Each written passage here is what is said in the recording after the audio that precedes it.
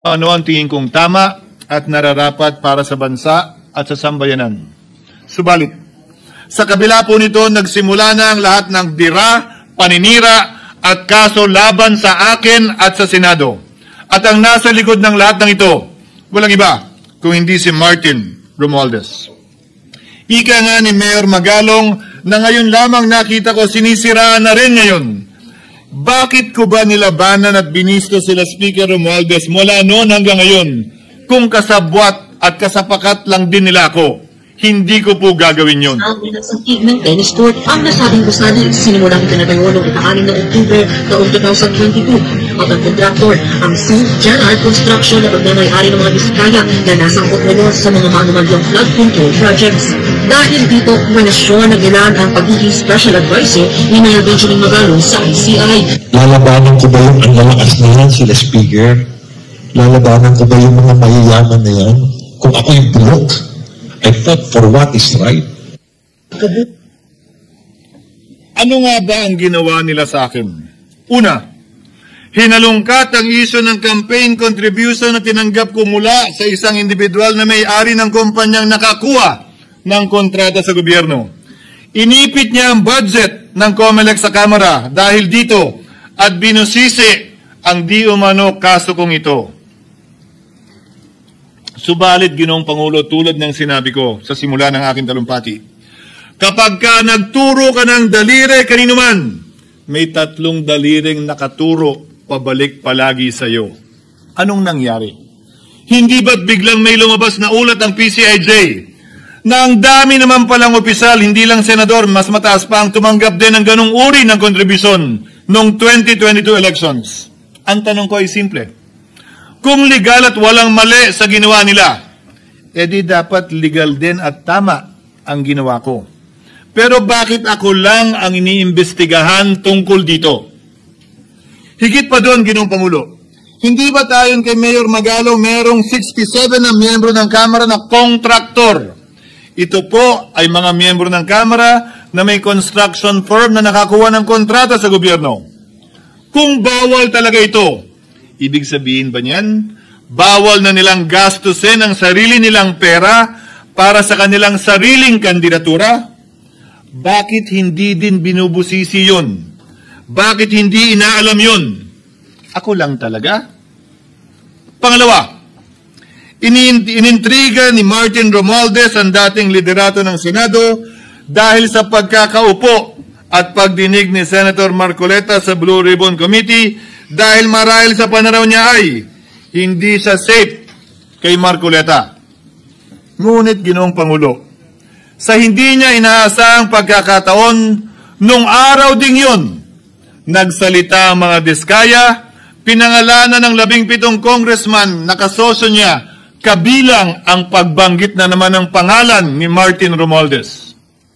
Karamihan sa mga kawani ng DPWH na nabanggit sa itaas ay paulit-ulit na binabanggit ang delivery ng pera ay para sa kaisaldi ko na dapat at least 25%. Si Kong Marvin Rillo naman ay ilang beses na binabanggit ang pangalan ni Speaker Martin Romualdez bilang kanyang malapit na kaibigan. Isa na naman po itong patunay, Ginoong Pangulo. Kapag ka nagturo ka ng daliri sa iba, may 3 daliring nakaturo pabalik sa iyo.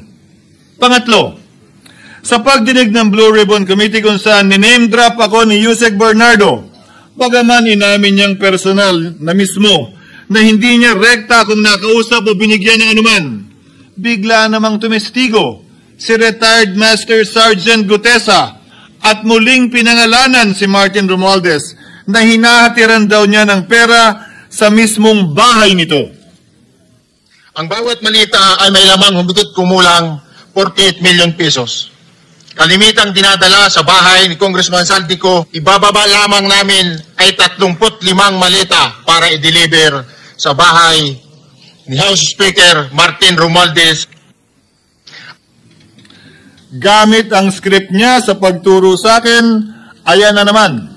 May 3 daliring nakaturo palagi pabalik sa kanya tuwing ginagawa niya yan.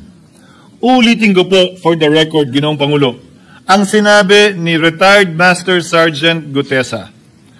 35 maleta ng pera na naglalaman na mahigit kumulang 48 milyong piso bawat isa o kulang-kulang 1.7 billion pesos sa isang delivery ay di umano hinatid niya sa iba't ibang bahay, sa iba't ibang pagkakataon ni Martin Romualdez. Subalit, sa kabila ng lahat ng ito, hindi ba nakapagtataka? Bakit hindi sinasama si Martin Romualdez sa anumang investigasyon? DOJ man, NBI man, AMLAC man. No ako po ay pinuntahan, no ako po ay dumalo sa imbitasyon ng ICI bilang resource person, binanggit ko at tinanong ko din ito sa kanila. Ganito ba katindi ang kapangyarihang hawak ni Martin Romualdez? Na bagaman hindi siya speaker, tila the name that cannot be mentioned pa din siya at nagagawa pa din niya ang nais niya kaugnay sa isang mapamiling hustisya o selective justice. Halimbawa, bakit ang daming kondisyon bago ipasok ang mga diskaya na nagpangalan sa maraming congressman sa witness protection? Pero pag si Alcantara, Hernandez at Bernardo, walang ganong kaparehong kondisyon. Bakit hiniling agad ang freeze order di umano para sa asset ng mga name drop na senador? Pero maliban kay Congressman Zaldico na mukhang nilalaglag na nila, ni isang congressman walang request para sa freeze order. Pagdating naman kay Martin Romualdez na dineliveran ng bilyong piso sa bahay mismo niya, ang sabi ay, quote, "We will work on it lang." Bakit interesado ang lahat sa 6 na senador na idadawit di umano ni Bryce Hernandez na handang-handa tayong alamin sana kung sino-sino sila para mapagpiestahan natin sila?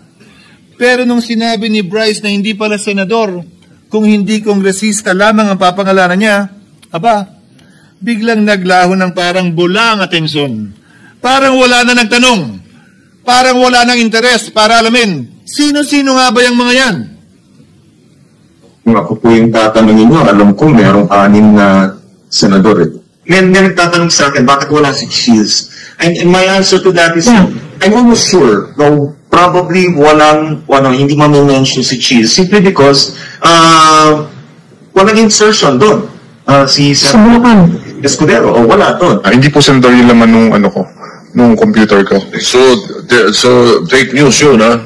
May 6 na senador na nunumbrahan mo daw. Mga congressman yung nasa computer mo. Yes, yung nasa computer ko po, congressman po. Okay, thank you.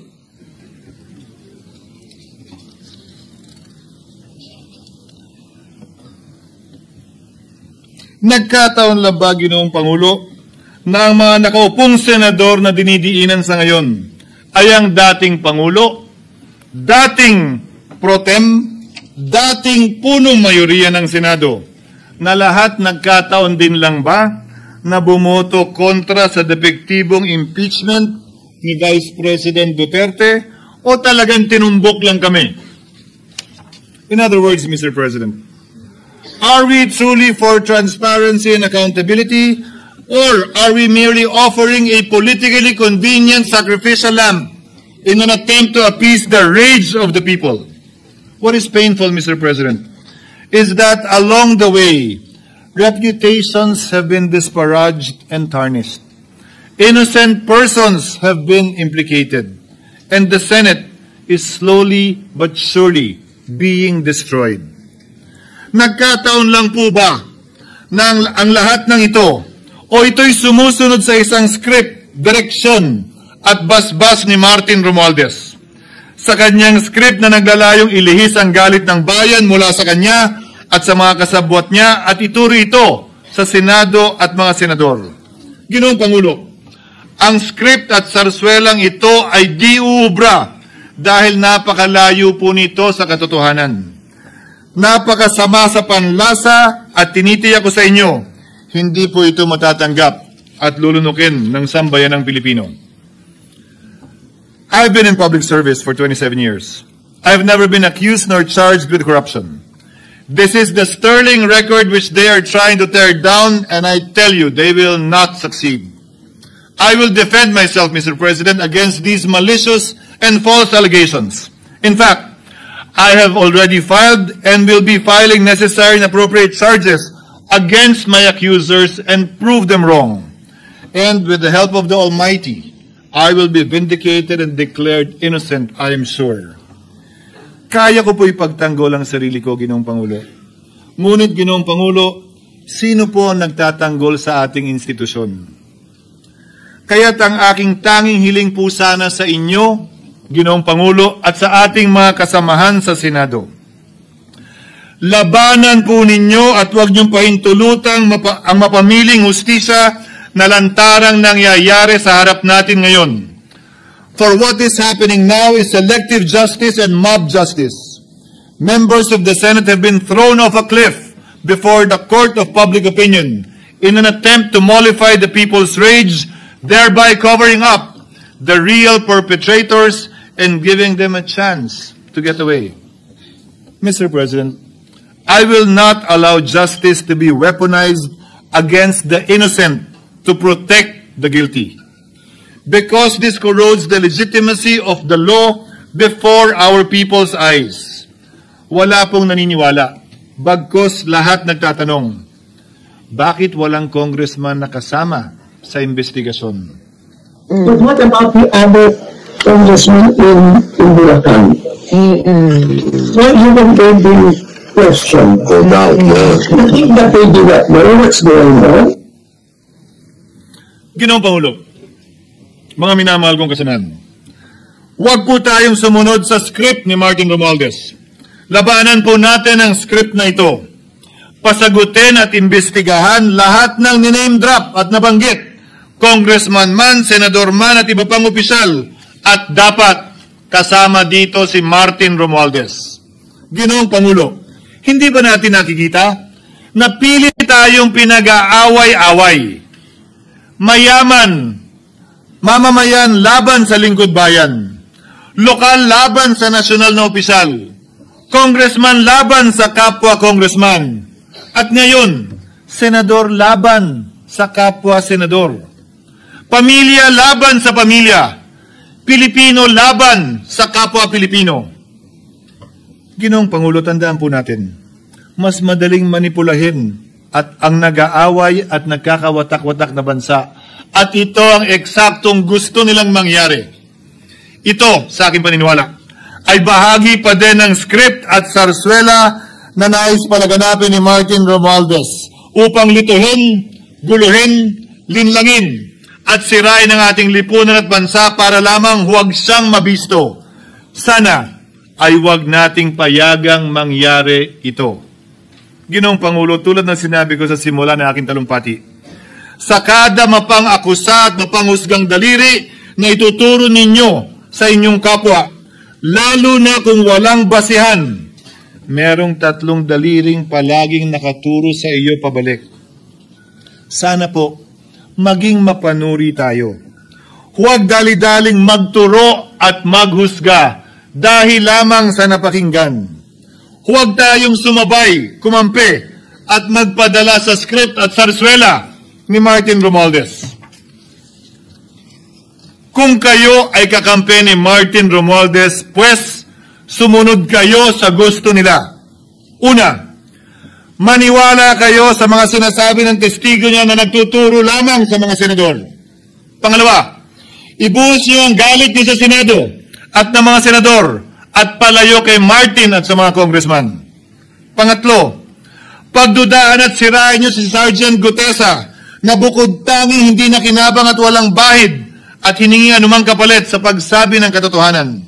Pangapat, huwag niyong payagang mabanggit man lang ang pangalan ni Martin Romualdez. Panglima, huwag niyong payagang ipatawag si Martin Romualdez sa anumang investigasyon.